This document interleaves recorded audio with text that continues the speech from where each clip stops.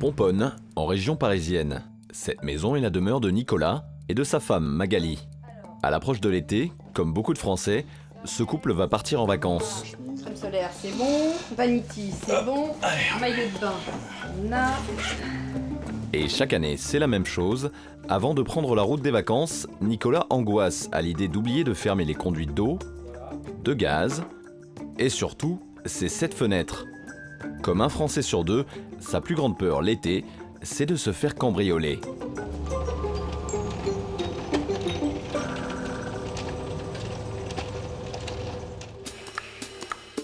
Alors cette année, ce quadragénaire passionné des nouvelles technologies a trouvé une solution pour se rassurer. Rendre sa maison intelligente. Détecteur d'ouverture de fenêtres, contrôle des luminaires, détecteur d'ouverture de portes. Nicolas a un contrôle total sur tout ce qui se passe dans sa maison. Chez lui se cachent des caméras qui filment 24 heures sur 24, 7 jours sur 7. Des détecteurs de mouvement, d'ouverture ou de fermeture de fenêtres et de portes. Mais aussi des capteurs de fuite d'eau ou d'incendie. En cas de problème, ces données sont retransmises en direct sur le smartphone de Nicolas qui peut réagir instantanément pour limiter les dégâts, voire les éviter. Démonstration. Je vais prendre le capteur qui est sous mon évier et à côté de mon lave-vaisselle. On simule une fuite d'eau, le robinet reste ouvert et pour une raison ou pour une autre, ça va déborder. Là, il a détecté la fuite. Fuite d'eau détectée zone cuisine. L'alimentation en eau va être coupée. Je reçois sur mon téléphone portable une notification, fuite d'eau détectée, zone cuisine, arrivée d'eau coupée. Je peux même à distance remettre l'eau en route, donc, typiquement directement via l'interface. Et ça, vous pouvez le faire à une centaine de kilomètres de chez vous. À Tahiti si c'est nécessaire. Fini les sueurs froides. Avec ces nouveaux gadgets, Nicolas ne ruinera pas sa maison en cas de fuite d'eau. Mais mieux que ça, grâce à sa maison connectée, il pense avoir empêché un cambriolage.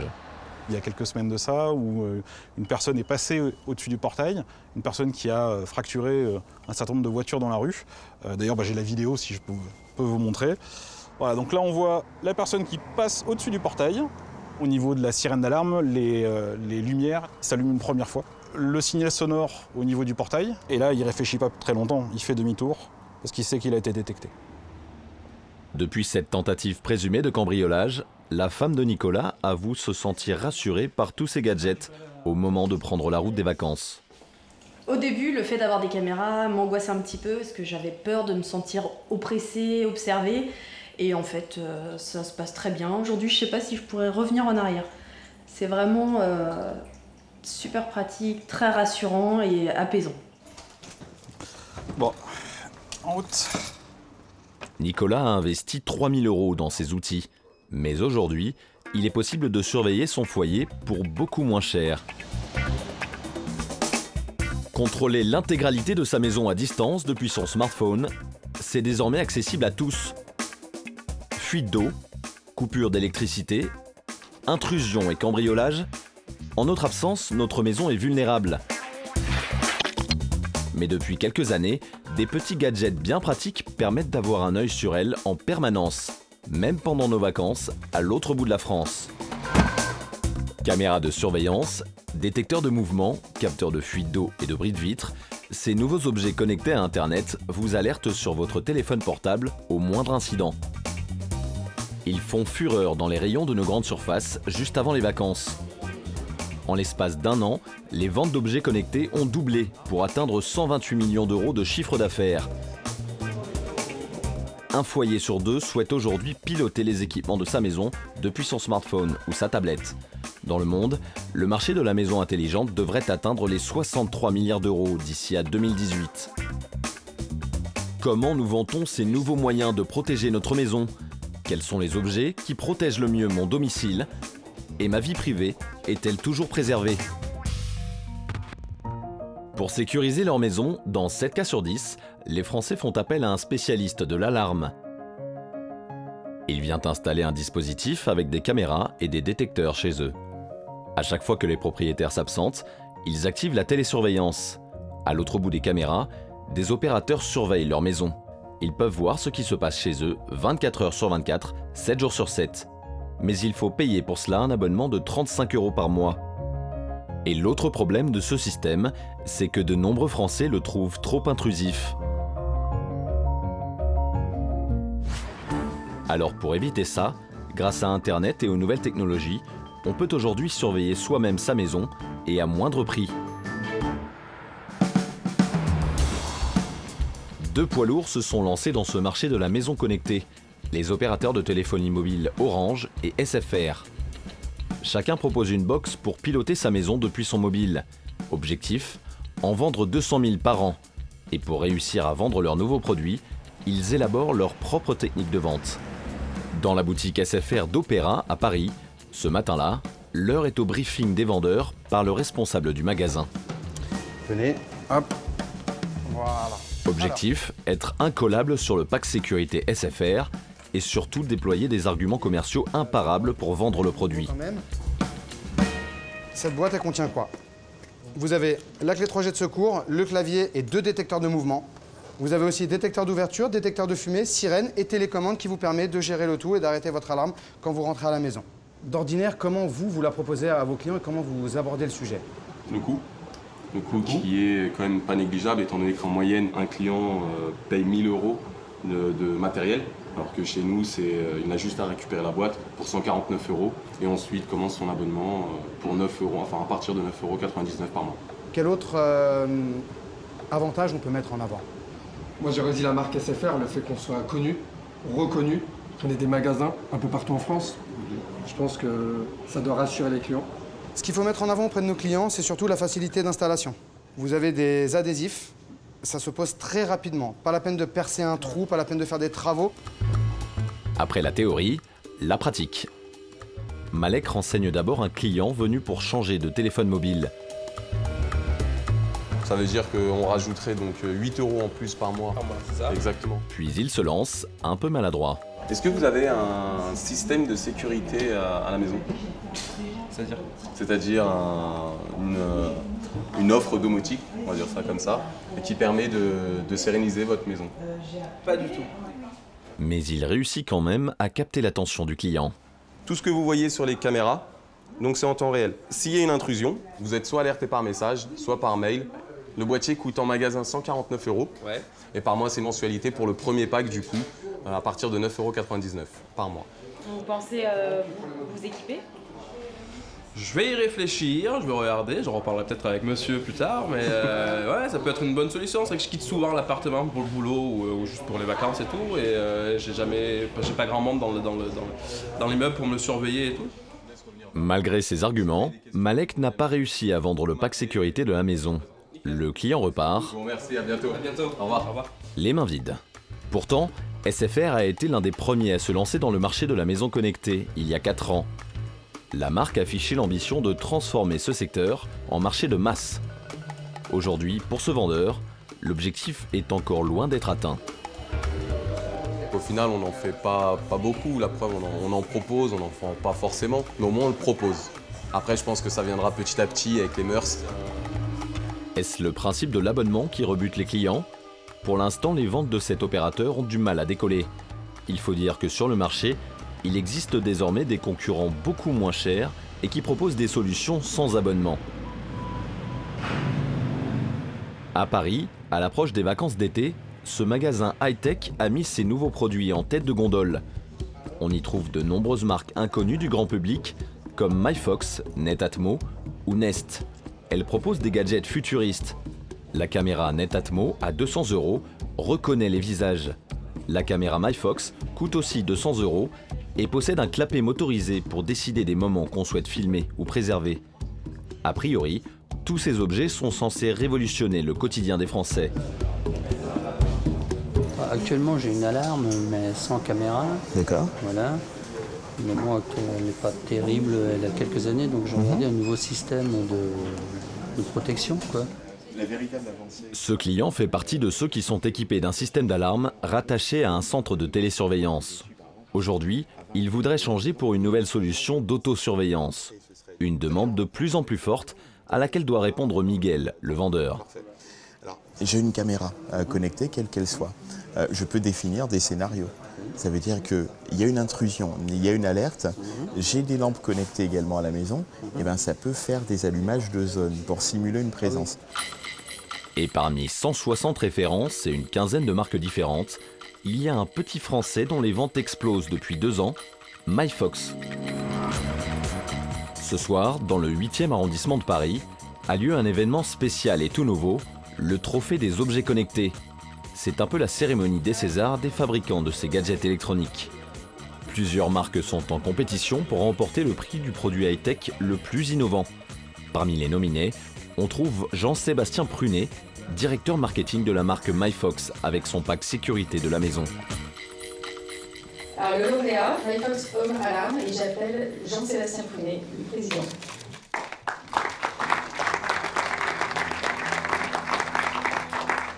Merci de cet honneur. On est évidemment fiers de pouvoir représenter cette catégorie ce soir.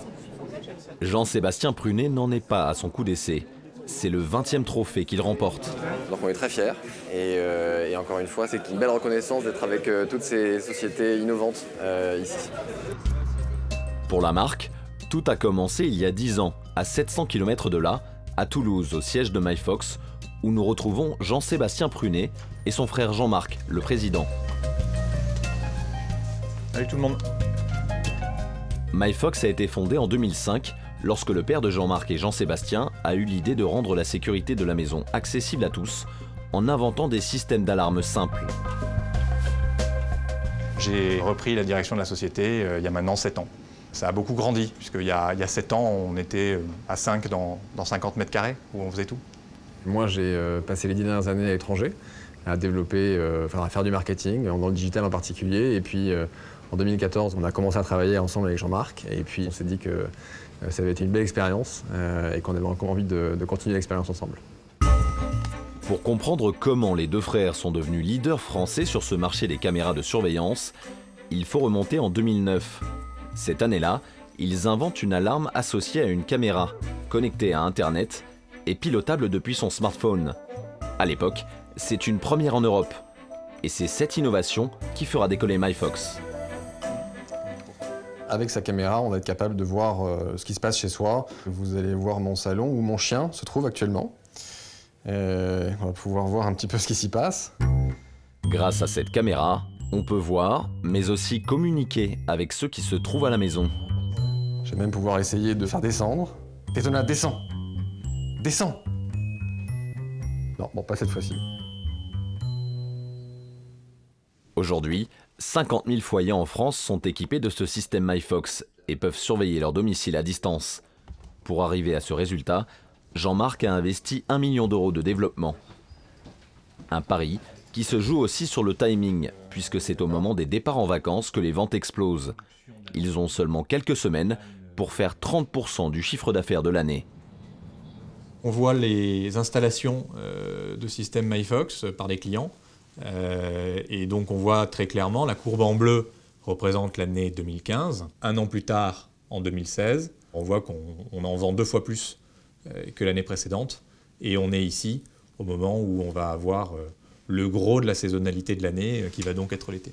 C'est important de réussir la saison et le haut de la saison qui va se passer maintenant. Et justement, cette année, c'est la course contre la montre.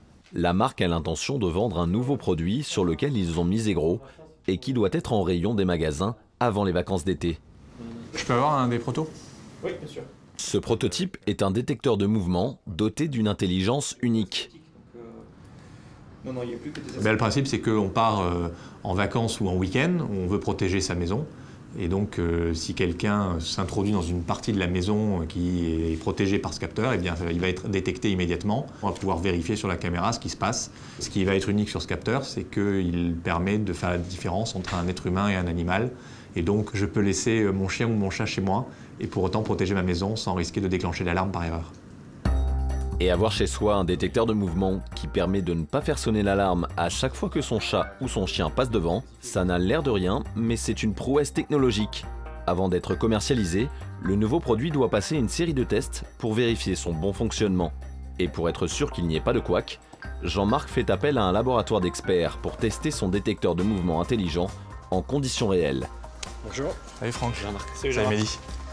Bon, ça y est, tout est en place? Oui, tout est en place. On est prêt à commencer les tests. Les ingénieurs vérifient d'abord si le capteur détecte bien la présence d'un humain, et ce à n'importe quel endroit de ce salon. Une partie de cache-cache très sérieuse. Vu. Vu. Vu. Vu. Alors pour le moment, les tests sont positifs, puisque le capteur détecte un être humain dans toutes les positions où il doit détecter. Deuxième étape, vérifier que le nouveau produit MyFox est capable de faire la différence entre un cambrioleur et l'animal domestique que l'on aurait laissé à la maison. Pour cela, les experts ont créé un robot en forme de chat. Le faux félin en métal est chauffé à la vraie température de l'animal, 38,5, soit 1,5 degré de plus que l'homme. Tout cela est minutieusement contrôlé par cette caméra thermique. Donc là, on est bon. On a une température de la tête et du corps qui est bien celle d'un chat. Et on n'a plus qu'à le déplacer dans les différentes zones.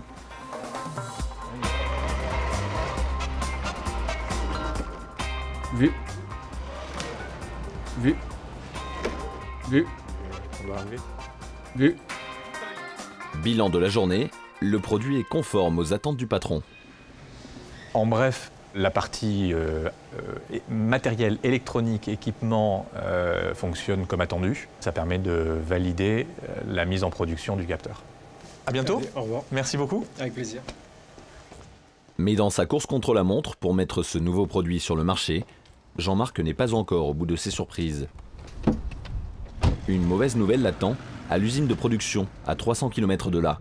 Contrairement à d'autres marques, c'est désormais en France que Jean-Marc fait fabriquer ses produits. Il a décidé de rapatrier sa production de Chine pour gagner en réactivité. Ce jour-là, dans l'usine de fabrication près de Bayonne, le patron de MyFox vérifie si la première série de détecteurs de mouvement est opérationnelle. Si tout se passe bien, il va pouvoir lancer la production de masse. Objectif, produire 1000 capteurs par jour. Ok, donc là, test circuit électrique et le produit est bon. Après la partie électronique, place à l'assemblage, la phase finale de production. Mais problème, le test ne se passe pas comme prévu. En fait, dans le moulage de la lentille, la pièce aurait dû être moulée comme ça. La conséquence est que on n'arrive pas à détecter correctement avec cette lentille. Mauvaise nouvelle, une centaine de capteurs ont été montés à l'envers. Une erreur bénigne, mais qui va avoir de grosses conséquences. Ce produit était censé être sur les rayons des magasins dès le début de l'été, au moment où les ventes sont les plus élevées. Jean-Marc Prunet va devoir revoir son calendrier. Cette erreur-là va décaler de quelque chose comme 3 semaines. C'est quand même une mauvaise nouvelle. Ah bah, aux abords de l'été, c'est pas une bonne nouvelle. Maintenant, c'est inhérent au projet industriel que d'avoir des mauvaises surprises que l'on gère au mieux. Un retard qui peut profiter à la concurrence. MyFox n'est pas seul à vouloir sa part du gâteau. La marque est en concurrence avec un autre Français en bonne place sur le marché, Netatmo. Fred Potter en est le patron. Un chef décontracté pour qui le bien-être de ses employés est primordial. Il y a très peu de gens qui ont les qualifications nécessaires pour travailler chez nous et ils sont sensibles à l'ambiance de travail, à la qualité des locaux. Donc on essaye de bien les accueillir. C'est important pour nous permettre d'avoir des talents comme ceux que vous voyez là qui, bien qu'ils soient en train de jouer au baby-foot, sont des collaborateurs exceptionnels. Fred Potter est un jeune créateur de start-up à succès. Après avoir monté 2 sociétés florissantes, il crée Netatmo en 2011 grâce à une levée de fonds record, jamais vue en France pour une start-up aussi jeune, plus de 30 millions d'euros. Il invente d'abord un thermostat connecté pour régler à distance la température de sa maison. Et aujourd'hui, son produit star, c'est cette caméra qui reconnaît les visages. Une première mondiale, cette innovation technologique permet de savoir qui rentre chez soi. Démonstration. Hop, on vous voit. Dès notre entrée dans la pièce, nous sommes photographiés, filmés et identifiés par la caméra comme des inconnus. A l'inverse, Virginie, la chargée de communication qui nous accompagne sur le tournage, a bien été reconnue. Il y a plein d'inconnus, vous avez été vus, revus. Aujourd'hui, Netatmo est le seul sur le marché à proposer une reconnaissance faciale. Et le pari est gagnant. Fred Potter crée 148 emplois et double son chiffre d'affaires chaque année. Preuve de son succès, Il y a 3 mois, ce chef d'entreprise a reçu une visite un peu particulière et dont il se souviendra toujours, celle du chef de l'État. Le 1er avril, on a un coup de fil du conseiller numérique de l'Élysée qui dit « Bonjour, le président de la République voudrait visiter votre entreprise ». Il y a eu un flottement, puisque comme c'était un coup de fil du 1er avril, je me suis demandé qui était à l'origine de cette blague. Et donc j'ai rappelé le standard de l'Élysée et je me suis fait passer le conseiller en question qui m'a confirmé que ce n'était pas une blague. Voilà, donc ensuite on a organisé la visite du président. Le personnel était super fier. Je pense que voilà, nous aussi, évidemment, d'avoir cette visite qui est une marque d'accomplissement des étapes que franchisse la société. Nouvelle étape dans son entreprise. À l'approche des vacances d'été, Fred Potter s'apprête lui aussi à commercialiser un nouvel accessoire pour sa caméra. Bonjour Gérald. Bonjour Fred. Merci de l'intérêt que vous portez à ce qu'on fait. Bah écoutez, je vous en prie. Moi, et on y va. Ici. Ce matin, il reçoit Gérald Aubard, journaliste pour un magazine spécialisé dans les nouvelles tendances qui compte 200 000 lecteurs. Car pour assurer le succès de son nouveau produit, le PDG de la société va prendre en main lui-même sa promotion auprès des journalistes qu'il reçoit un à un. Ce petit objet en plastique permet de détecter une éventuelle intrusion avant que les cambrioleurs n'entrent dans la maison. Quelqu'un ouvre la porte. J'ai une notification dans mon smartphone qui me dit qu'un mouvement a été détecté. Toute la matinée, Fred Potter a répété l'opération séduction une dizaine de fois. Il sait que convaincre les journalistes, c'est convaincre une partie de ses futurs clients.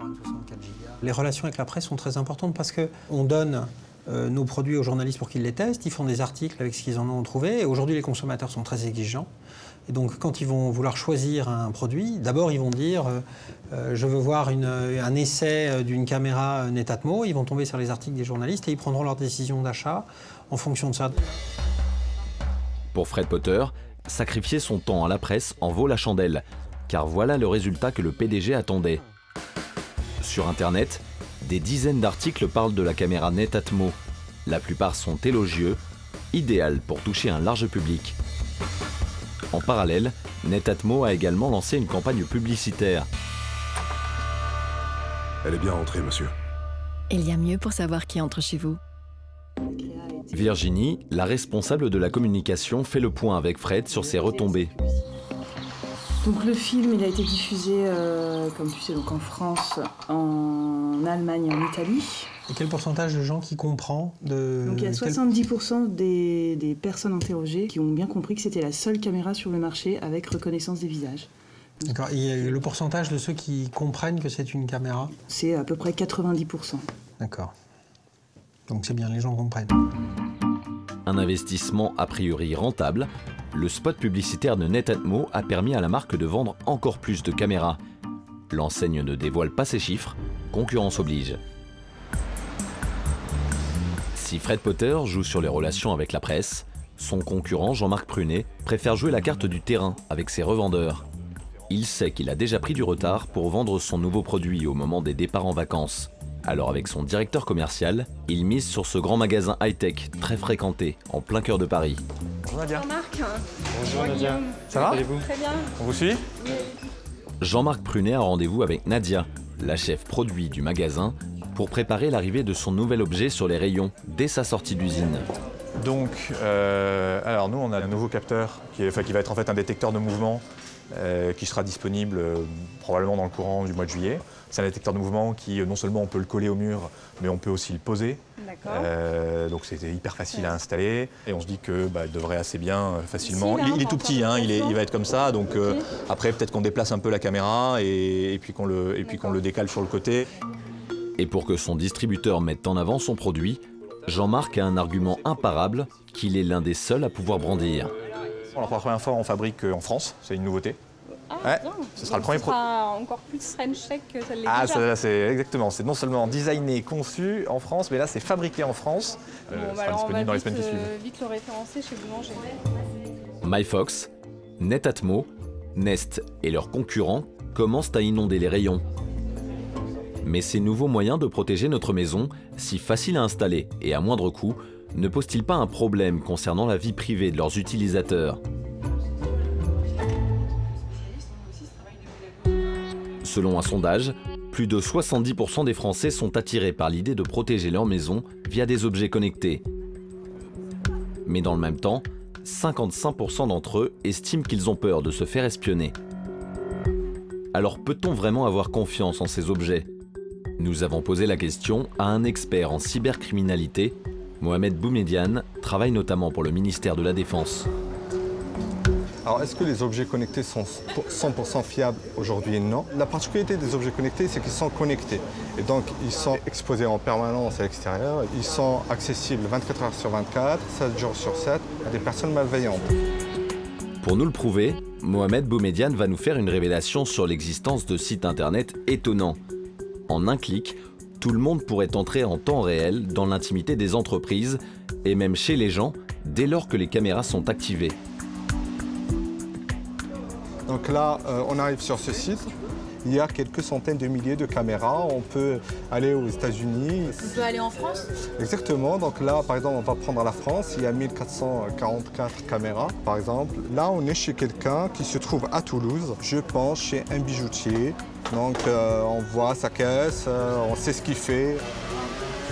Là, on est chez quelqu'un. Exactement, on est chez, bon, visiblement c'est un particulier, on voit bien sa cuisine, son salon, l'entrée de sa maison, un couloir. Il pensait bien faire et sécuriser son domicile, le surveiller, mais malheureusement c'est le cas contraire. Il y a eu plusieurs cas de cambriolage où les cambrioleurs sont servis de ces caméras. Ces produits sont-ils aussi vulnérables que le prétend Mohamed Boumediane? Nous avons tenté l'expérience en nous procurant une caméra standard, disponible à bas prix dans les rayons des grandes surfaces. Et nous avons demandé à une habitante de l'immeuble en face de l'installer chez elle, pendant que Mohamed essaiera d'en prendre le contrôle. Clara a accepté de se prêter au jeu.